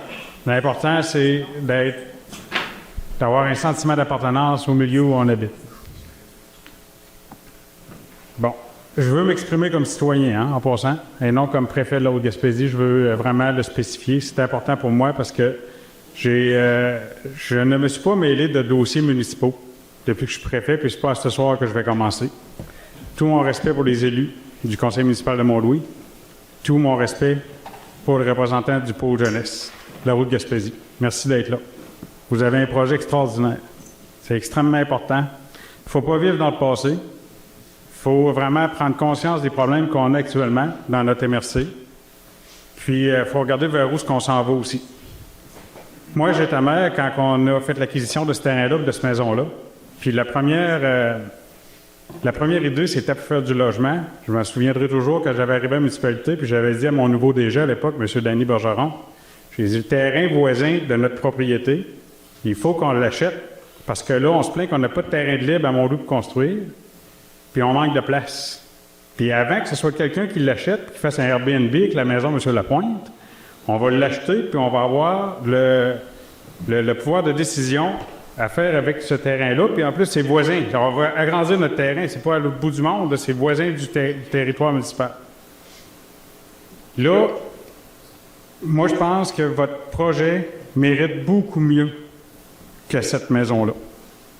Puis là, on met de l'avant ce soir un problème vraiment criant. Les élus ont amené des idées d'agrandir par en dedans. Moi, je suis dubitatif avec tout ça. Là, ça nous démontre vraiment très clairement qu'on a besoin d'un nouveau bâtiment à Mont-Louis. La bibliothèque est dans une salle qui est grande à peu près comme mon salon. Il faut s'agrandir. Puis il faut faire de quoi de neuf. On n'a pas de centre de ski, on n'a pas d'aréna, pas de maison de culture. Puis on est la petite capitale de l'Est de la MRC qui desservons plusieurs municipalités alentours. Puis si on veut continuer de croître à la hauteur de nos ambitions, il faut faire de quoi de plus direct que ça, que de rénover une vieille maison qui va être extrêmement difficile à emmener dans des paramètres de normes de construction qui doivent être à la hauteur de la sécurité des enfants qui vont y être. Quand on est politicien, on devient des généralistes. C'est notre responsabilité de prendre des informations sur tout plein d'enjeux qu'on peut voir sur notre territoire. Moi, vous le savez, j'ai des fois où j'arrive avec des opinions plus tranchées, c'est au niveau de la forêt, c'est ma vie. Sur le conseil municipal, il y a des gars qui travaillent sur la construction depuis des décennies, qui ont une expertise extraordinaire. Puis, ils ont fait l'analyse qui fait que la rénovation de cette vieille maison-là va être difficile pour la mettre dans les normes. Ça, je respecte ça. Donc, je peux comprendre la décision première du conseil, puis je peux comprendre la décision du maire d'avoir mis son droit de veto aussi, parce que c'est l'importance du projet que vous avez démontré qu'il fallait donner à la population. Bref, ce que je veux dire, c'est que ce soir, il faudrait partir, ça pourrait être le début de quelque chose, de se partir de quoi pour faire de quoi de neuf. Agrandir le centre de Drouin. On a du terrain en masse autour parce que comme Monique disait tantôt, c'est la proximité des services qui est important. Donc, la municipalité a justement des terrains. Puis si jamais, avec l'avenue de Cisco, puis de d'autres entreprises, puis le récréotourisme, puis toutes sortes de choses, on veut continuer à s'expansionner. Si on veut faire une rue là, je suis pas certain que ça va être vraiment l'endroit idéal pour avoir une maison de services sociaux à l'entrée de la rue. Ça, j'ai mes doutes là-dessus aussi. Pour faire un vrai développement domiciliaire, un peu comme Trio C ont fait à Saint-Onde-des-Monts ou Marin Construction. Tout ça pour dire qu'ici, le centre, on serait capable d'agrandir. En face, à côté, il y a du terrain en masse. Travaillons ensemble pour aller chercher les argents nécessaires pour faire de quoi de neuf. En attendant, il y a des solutions. Tantôt, je voyais Yannick qui était ému en lien avec le garage de musique, je le comprends. Il y a la salle de Pointe-Sec, il y a la face B, il y a l'église, il y a plein de locaux qui sont inoccupés en ce moment dans la municipalité qui pourraient faire, je dis pas permanent, qui pourraient amener des bonnes solutions en attendant qu'on se fasse un beau projet, tout le monde ensemble, pour se faire un lieu qu'on pourrait faire des beaux plans puis dire exactement c'est quoi qu'on va faire dans ce bâtiment-là pour le futur. On est capable de se payer ça, on le mérite, puis si tout le monde travaille ensemble, je pense qu'on pourrait y arriver à très court temps. C'est mon opinion. Oui. Avant de poursuivre, on devait commencer à 19h30, finir à 9h. On a commencé à moins quart, donc on irait jusqu'à 9h15 pour respecter le délai qu'on a eu. Il nous reste un peu de temps. Là, je vois qu'il y a des personnes qui sont levées pour prendre la parole, qui ont déjà parlé. Est-ce qu'il y a d'autres personnes de la municipalité Saint-Maxime-du-Mont-Louis qui n'ont pas encore parlé? Est-ce qu'on va pouvoir répondre quand même? Parce qu'on me donne ça, puisque je vais répondre, moi, à ces citoyens. Oui, OK, ben, tout de suite. Un instant. Désolé. Excusez-moi. Demandez de répondre à la... Ben oui, quand même. Il y a quand même plusieurs éléments. Je veux juste dire que quand on nous dit on veut voir des solutions en attendant de peut-être pouvoir faire autre chose, on le comprend, mais en fait, c'est dans la situation dans laquelle on est exactement maintenant, c'est-à-dire qu'en ce moment, je veux dire, on est quand même autonome et capable de s'organiser, donc on a trouvé des espaces pour ouvrir nos activités, on fait le minimum vital. Donc, on vous remercie de vouloir nous aider, mais on s'organise pour arriver à faire quelque chose dans le milieu. On est déjà en mode en attendant d'eux. Ensuite, bâtir en neuf, c'est merveilleux. Honnêtement, on adorerait bâtir en neuf, mais le budget n'est pas du tout le même. Ça fait que nous, ce qu'on apprend à faire dans le communautaire, c'est y aller petit pas par petit pas, puis on commence par la solution qui est peut-être pas la solution parfaite, mais au moins on avance. Je veux dire, si on attend d'avoir un financement qui va nous permettre de bâtir en neuf un projet extraordinaire, on peut attendre encore un certain temps. Et ensuite, mais je pense qu'on n'est pas en train de dire, moi je suis pas venue ici pour dire on est pour, on est contre, ce projet-là est bien, ce projet-là est pas bien. Moi, je pense que je suis venue, puis tous mes collègues c'est la même chose, pour expliquer des points qui pourraient n'être pas clairs. C'est quoi notre projet, puis c'est quoi qu'on veut faire, d'accord? Mais je vais le dire peut-être d'une façon qui n'est pas très agréable, mais arrêtez de nous dire que vous voulez essayer de nous caser ailleurs. On est déjà casé ailleurs. C'est pas la question. On est en train de vous dire...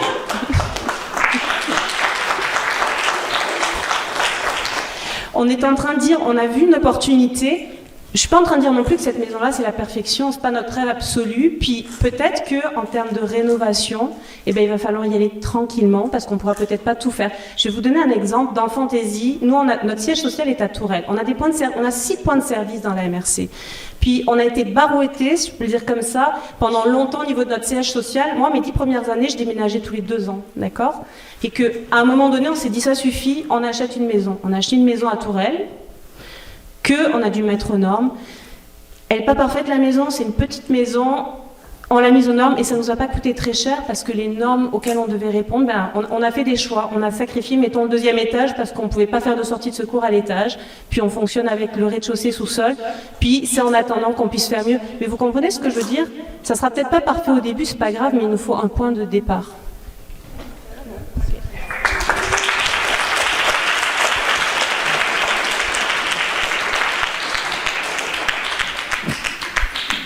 Marcel Turcotte-Tremblay, j'habite au 356 rue de l'Église.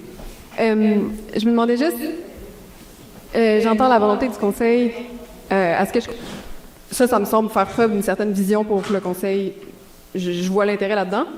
Par contre, je trouve que de mettre tous nos espoirs, ou en tout cas de comme partir avec un promoteur de Québec, comme vous l'avez dit que vous ne connaissez pas manifestement, vous trouvez pas que la position du conseil part un peu de façon désespérée? On lui donne un bâtiment, puis on est comme après ça, viens donc développer, viens donc faire des logements. Tu sais, c'est quoi, ça va être quoi le prochain allègement? Des congés de taxes municipales? Tu sais, ça file un peu comme si on n'a pas de pouvoir. Désespéré, c'est ça. C'est ça le mot qui me vient. Puis, ça file comme ça un peu aussi de la façon dont c'est nommé, c'est-à-dire le projet, l'appel d'offres a circulé longtemps, il n'y a pas eu d'autres projets, etc., etc. Donc, ça file désespéré. Je trouve que dans cette situation-là, mettre ses espoirs justement dans un promoteur qui a, lui, un intérêt pécunier dans l'affaire, il veut s'en mettre dans les poches, sinon il ne ferait pas ça, je trouve que c'est un peu naïf. Je m'inquiète. En tout cas, je ne veux pas faire de procès d'intention et tout ça, mais je me demande juste, c'est quoi votre vision là-dedans? Comment vous espérez comme réellement pouvoir négocier avec le promoteur puis faire advenir le fait qu'il y ait plus de logements? Pas juste 2 logements, des 3,5, que ça ne pourra pas être pour des familles qui sont chères. Tu sais, ça me semble vraiment limité comme gain, alors qu'un projet du pôle jeunesse qui bénéficie à des enfants qui sont déjà là sur place, comme ça a déjà été dit. Je ne vais pas répéter plus que ça.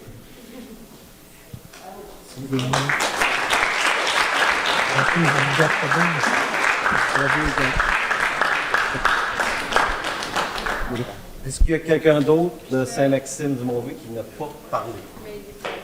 Catherine? Catherine Fournier, j'habite au 10 5e rue Ouest depuis 2017, mais je suis native de Mont-Louis. Donc, on entend beaucoup de on veut vous aider, on veut aménager, on a des choses à vous proposer. Moi, ma question, c'est, avez-vous envisagé d'autres solutions pour des logements à Mont-Louis que de donner une maison à Nivelles? Où est-ce que vous en êtes là-dessus? Je m'adresse au conseiller.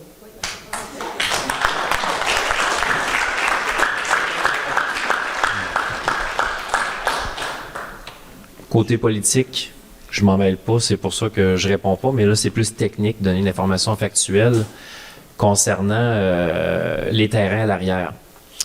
Premièrement, avant de pouvoir vendre des terrains, il faut construire une rue. Pour construire une rue, il fallait lotir la rue et lotir les terrains. Ça a pris plus qu'1 an avant d'avoir nos lots. Après ça, ça prend des plans et devis d'ingénieurs. Il faut savoir combien ça va coûter construire cette rue-là. Si on ne sait pas combien ça coûte, on ne peut pas savoir combien on va vendre les terrains ou se dépêcher à la va-vite faire du développement. Là, on a perdu 1 an parce que l'ingénieur, l'équipe avec qui on travaille, est tombé en arrêt de maladie. Et là, on est en train de finaliser les plans et il va y avoir une étude écologique qui va être faite. Fait que ça va être complet cette année. Ceci dit, au niveau des terrains, fait que justement, comme on avait du temps, et il y a eu, Guy, tu vas pouvoir en parler, il y a un regroupement des préfets de la MRC, il y a un projet régional avec un grand entrepreneur, avec Sémétis, pour lequel on a signalé par résolution, le conseil a signalé son intention de faire venir Sémétis pour construire carrément du logement et quasiment un éco-quartier, un mini-quartier avec cette rue-là. Parce qu'il y a des unités à mettre dans toute la Gaspésie. Et puis, au niveau du logement, au niveau de la construction de la rue aussi, parce que, il y a plus de chances d'être subventionné à une plus grosse hauteur que de vendre des terrains pour des constructions individuelles. Donc, c'est là où la position on en est. Mais on peut pas non plus dire, ah, ça y est, le logement, on n'en fera pas avec la maison. C'est ce qui est dit parce que le reste de la rue n'est pas encore canné. Fait que ça, c'est juste au niveau des faits, là où qu'on en est. Mais effectivement, il y a des démarches de fait. C'est pas comme s'il y avait rien parce qu'il y a du développement qui va se faire avec la rue à l'arrière. Faut pas oublier non plus que le terrain va jusqu'à dans la montagne. Fait que dans la montagne, faut pas oublier qu'on élargit la montagne, qu'il y avait des idées aussi récréotouristiques, des sentiers, des chalets. On avait fait des études de faisabilité pour faire une glissade sur tube. Fait qu'il y a un potentiel aussi avec la montagne. Fait que dans tout l'achat, faut pas oublier que l'achat, le montant qui a été acheté au départ, pour lequel on paye pas avec les taxes, qu'on paye avec les fonds qu'on va nous réserver au développement. Donc, il n'y a pas une taxe qui paye pour cet achat-là pour le moment. Donc, mais on l'a réservé pour le développement. Donc, on paye pendant 10 ans avec les fonds qui viennent d'un fonds éolien dédié au développement. Fait que ça, c'est l'état de la situation. Fait que pour le reste, c'est complètement politique. Fait que là, c'est... Moi, je vais vous laisser. Yannick, tu as une chose à vérifier. Moi, est-ce que je peux? Ben, j'aimerais ça, on avait dit. Est-ce qu'il y a d'autres mondes? Non, mais c'est quelqu'un qui n'a pas encore parlé. Ces métis, là, c'est de l'éco-quartier. J'ai fouiné un peu, c'est quand même vraiment beau ce qu'ils font. Et ils favorisent les projets de développement où il y a du social qui est impliqué dans leur projet de développement. Et Nivem, ce n'est pas un projet d'éco-quartier. C'est des logements qui vont être petits, trop chers. Fait que je pense que d'avoir un pôle jeunesse, Nivem, ils vont... pas Nivem, ces métis, ils vont vraiment beaucoup aimer ça.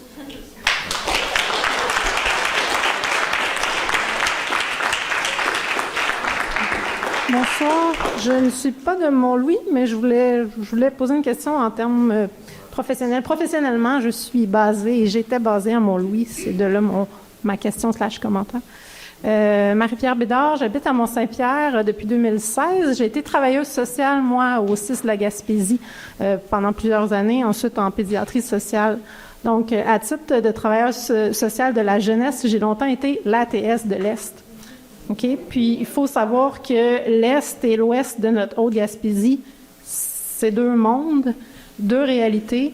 Et je ne sais pas si le Conseil, vous avez cherché à avoir un peu des informations de la santé publique et du CIS de la Gaspésie sur ces projets-là, parce que le pôle jeunesse, c'est des organismes communautaires, ils en ont énormément sur les épaules. On a aussi des soins de santé là, qui pourraient corroborer certainement certaines choses. Et moi, mon expertise de 8-10 ans TS dans l'Est, c'est que nos jeunes ont des préjudices incroyables à cause d'un manque de pied à terre de services jeunes. Okay? Je vous le dis, là, moi, ça a été mon combat pendant toutes ces années-là. Mes homologues de l'Ouest peuvent faire plein de choses avec leurs jeunes, peuvent les accompagner à tout plein d'affaires. Nous, ici, on n'en a pas. C'est vraiment... Puis là, je parle des jeunes, mais je parle aussi des parents, des familles. Là. Pour moi, c'était un enjeu quotidien. Alors, de se priver d'un pied à terre d'organismes qui ont leurs locaux, je vous le dis, là, c'est vraiment pas anecdotique. C'est vraiment un game changer, vous me pardonnerez l'anglicisme. Mais je suis sûre que j'ai plein de collègues qui pourront corroborer si vous vous donnez la peine. Je ne sais pas si vous avez pris le soin d'avoir cette expertise-là de la santé publique et tout ça, mais je tenais vraiment à le dire pour vrai, dans les suivis cliniques pour la santé mentale de nos jeunes, on est vraiment démunis là, de ce côté. Ben, en fait, je dirais pas démunis, mais on est très désavantagés à Gros-Morne, à Mont-Louis et tout ça, là, dans l'Est, là, à partir de Rivière-à-Claude. Voilà. Et je voulais aussi dire, je voulais le dire en premier, mais merci beaucoup de tenir une consultation citoyenne. C'est vraiment... merci. Je pense que c'est important parce qu'aussi compétent que le Conseil peut être, il n'y a certainement pas toutes les expertises. On a entendu au début quelqu'un expert un peu en logement. Bon, moi, je suis travailleuse sociale en santé. Bon, je pense que c'est important que vous alliez chercher d'autres regards. Puis merci et bravo surtout de le faire.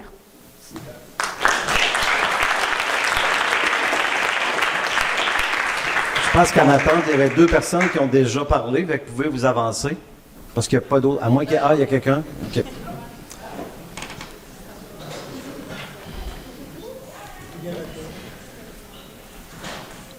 Je m'appelle Maurice, j'ai 16 ans. J'habite en Gaspésie depuis 6 ans. Puis, je veux dire que j'ai participé à plein de leurs merveilleuses activités depuis toujours. Mais j'ai vu qu'il y a beaucoup de monde qui n'ont pas la chance, de jeunes qui n'ont pas la chance de participer à ces activités. Puis, je voulais aussi dire à quel point une maison, c'est beaucoup plus accueillant qu'un grand local vide. Une maison, c'est vraiment, c'est genre, ça fait un sentiment d'appartenance. C'est quelque chose de... c'est pas pareil. Merci.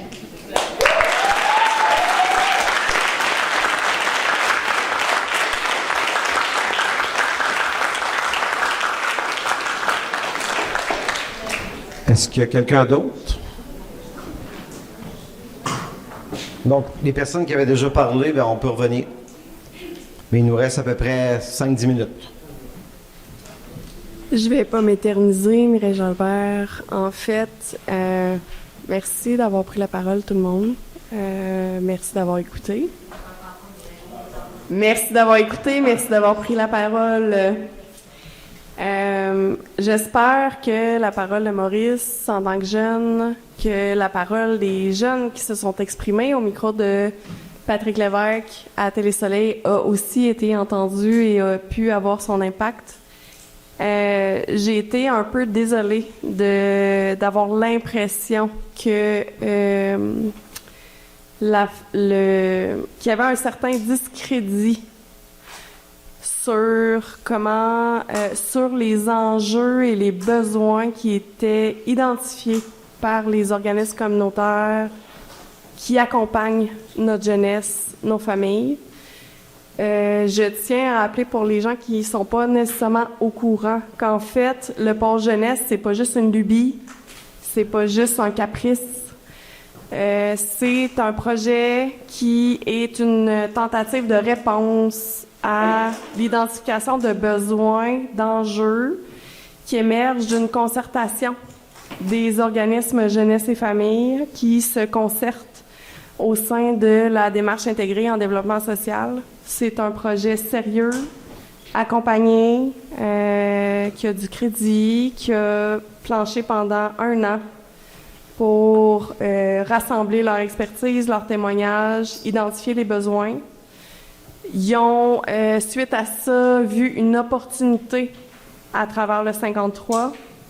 Ils ont déposé un projet de 12 pages, fortement détaillé.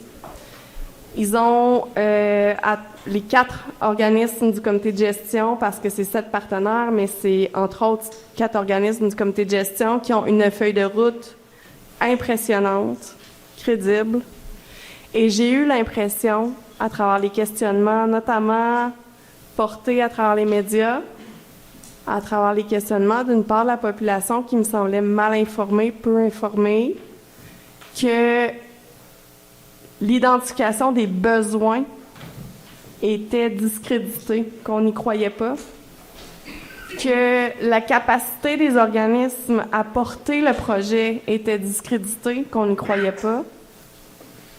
J'aimerais ce soir qu'on puisse s'ouvrir à réévaluer ce crédit-là, qu'on puisse accorder aux organismes présents et représentés ce soir et ceux qui ne sont pas présents, mais qui font partie des partenaires. Nos jeunes, certains courageux, certaines courageuses ont pris la parole. Plein d'autres l'ont pas fait. Mais j'espère qu'on puisse les entendre.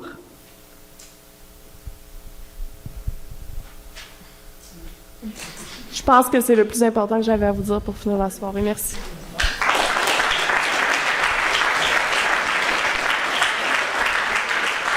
Il nous reste 2 interventions.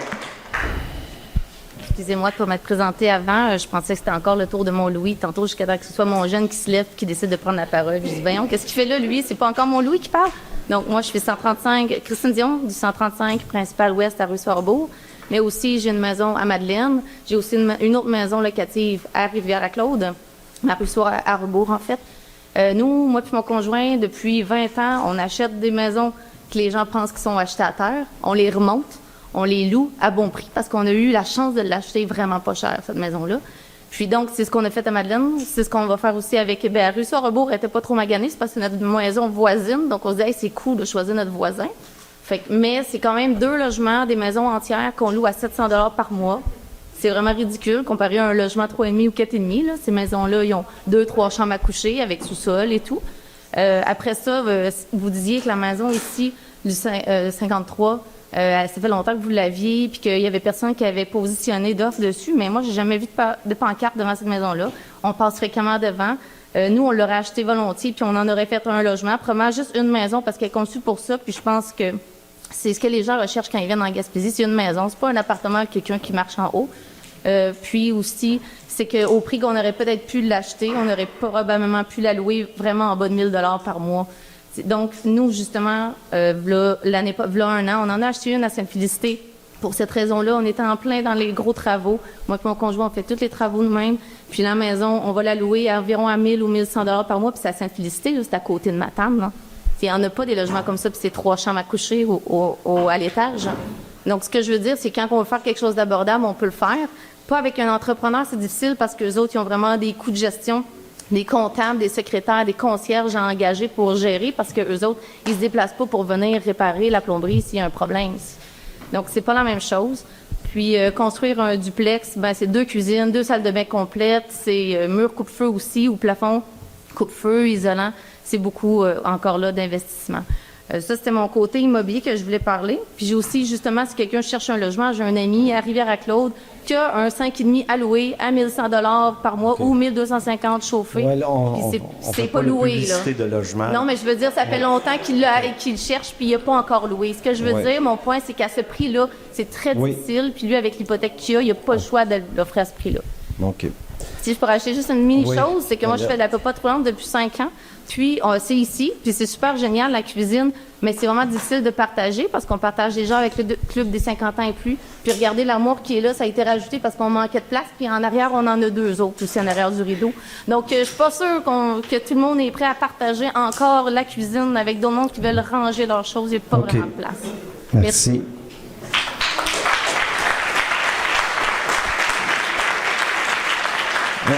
Dernière intervention. Merci, je vais garder ça court. Merci d'avoir collé la consultation publique. Je suis content d'en apprendre plus sur les projets. Je suis aussi vraiment content d'entendre que le dossier de lotissement avance. C'est compliqué, puis une félicitation. Tantôt, dans mon intervention, j'étais quand même un peu fâché. J'espère que c'était pas trop raide. J'étais fâché parce que d'un côté, on a un appui. Je pense que tout le monde, des conseillers, préfets, on appuie pas le pôle jeunesse, mais les organismes puis leur travail. Puis, par contre, moi, ce qui me fâchait, c'est que les gens qui travaillent avec les jeunes, puis travailler avec les jeunes, c'est probablement plus compliqué que faire de la construction. Ils ont identifié des besoins.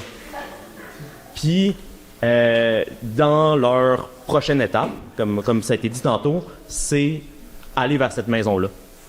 Puis, moi, je veux dire, si eux autres, qui sont les gens qui sont sur ces dossiers-là, ils disent « on va dealer avec la maison, elle n'est pas parfaite, mais on choisit d'aller dans cette direction-là », bien, je comprends pas pourquoi on les appuie pas, tu sais.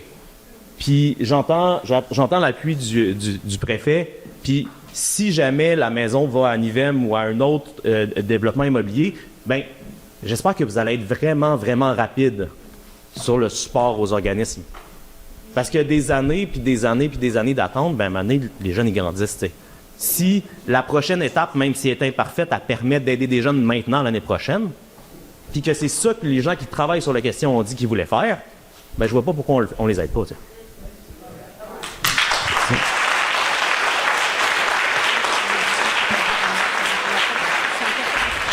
C'est un peu de mon lit ici.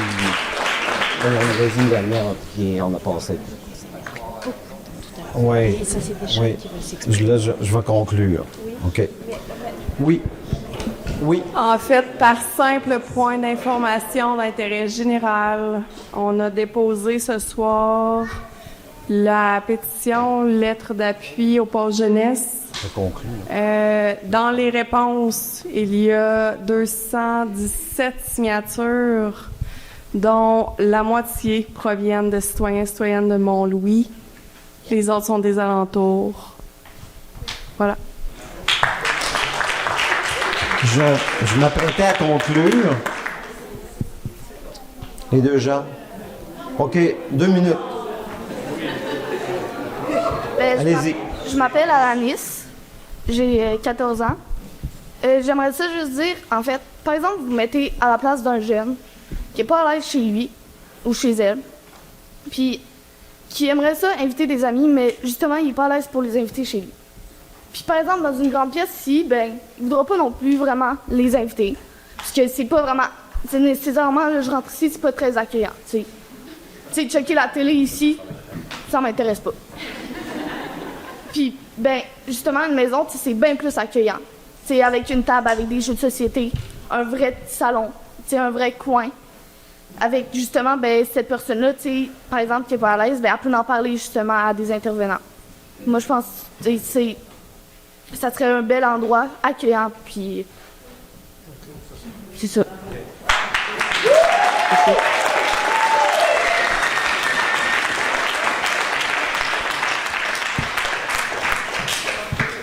Ben, je voulais juste dire aussi, j'ai été parler aux autres jeunes, puis j'ai vu à quel point pas mal tous les jeunes qui sont dans cette pièce, puis il y en a plein d'autres qui n'ont pas eu la chance de venir ici, puis tout, ils soutiennent le projet, puis c'est vraiment quelque chose de très important pour, je pense, pour les jeunes de la région. Genre, à main levée, les jeunes qui sont dans cette pièce, qui est pour le projet?